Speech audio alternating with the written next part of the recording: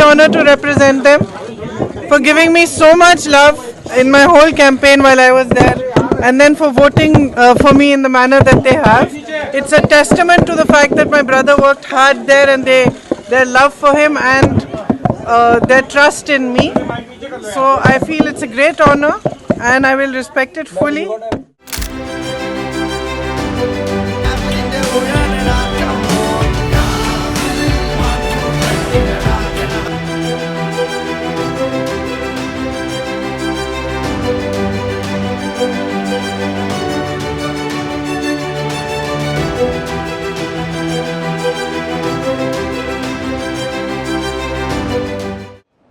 ശ്രീ രാഹുൽ ഗാന്ധി 2024 വിജയിച്ചതിനേക്കാൾ അതിനേക്കാൾ ഉജ്ജ്വലമായ ഭൂരിപക്ഷത്തിലേക്ക് ശ്രീമതി പ്രിയങ്ക ഗാന്ധിയുടെ ഭൂരിപക്ഷം പോവുകയാണ്.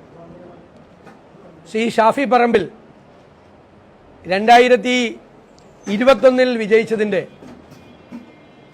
ഏകദേശം 5 ഇരട്ടിയോളം ഭൂരിപക്ഷത്തിനാണ് ശ്രീ രാഹുൽ മാങ്കൂട്ടത്തിൽ നിയമസഭയിലേക്ക് പോകുന്നത്. ചേലക്കരയിൽ 2021 LDFന് കിട്ടിയ 40,000 വോട്ടിൻ്റെ ഭൂരിപക്ഷത്തിൽ നിന്ന് 28,000 വോട്ട് കുറച്ചു കൊണ്ടുവരാൻ ഞങ്ങളുടെ പോരാട്ടത്തിന് കഴിഞ്ഞു.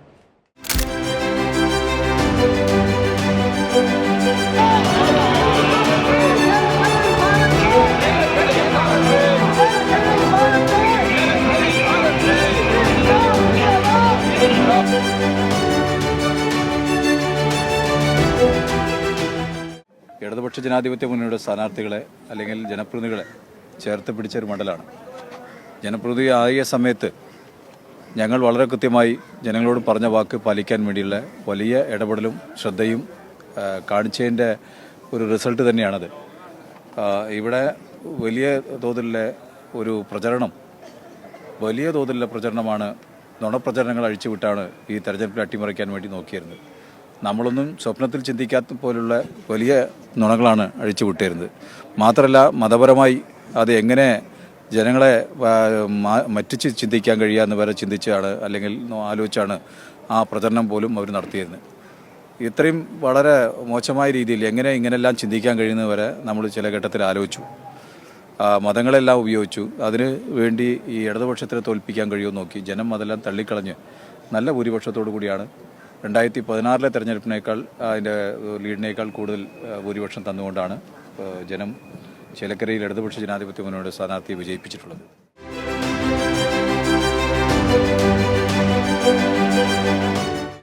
UR പ്രദീപ് വമ്പിച്ച ഭൂരിപക്ഷത്തോടെ ജയിച്ചിരിക്കുന്നു എന്നുള്ളത് കേരള രാഷ്ട്രീയം എങ്ങോട്ടേക്കാണ് എന്നുള്ളതിന് വ്യക്തത നൽകുന്ന, ദിശാബോധം നൽകുന്ന ഒരു തെരഞ്ഞെടുപ്പ് വിജയം തന്നെയാണ് ഉണ്ടായിട്ടുള്ളത്.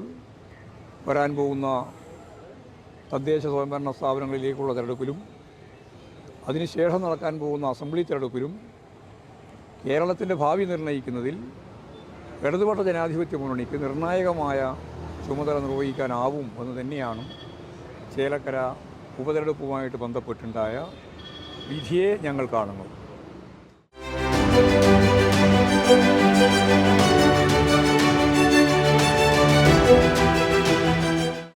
ഫലങ്ങൾ കഴിഞ്ഞ പ്രാവശ്യത്തെ സിറ്റിംഗ് സീറ്റുകൾ എല്ലാവരും നിലനിർത്തി എന്നതൊഴിച്ചാൽ പ്രത്യേകിച്ച് എന്തെങ്കിലും പരിണാമങ്ങൾ ഉണ്ടായി എന്ന് കണക്കാക്കാനാവില്ല. വയനാട്ടിൽ പ്രിയങ്ക ഗാന്ധി വലിയ ഭൂരിപക്ഷത്തോടെ വിജയിച്ചു എന്നുള്ളത് സംസ്ഥാന രാഷ്ട്രീയത്തിൽ എന്തെങ്കിലും ഒരു മാറ്റത്തിന് കാരണമാവുന്ന ഫലമാണ്. The by-poll results have sparked intense discussions about the current standing of political parties in Kerala.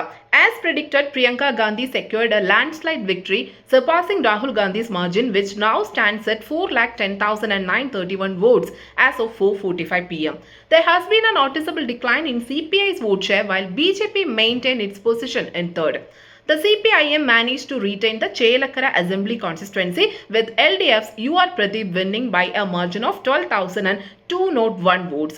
In a surprising turn, former MP and Congress candidate Ramya Haridas garnered only 52,626 votes, with BJP's K. Balakrishnan securing the second place.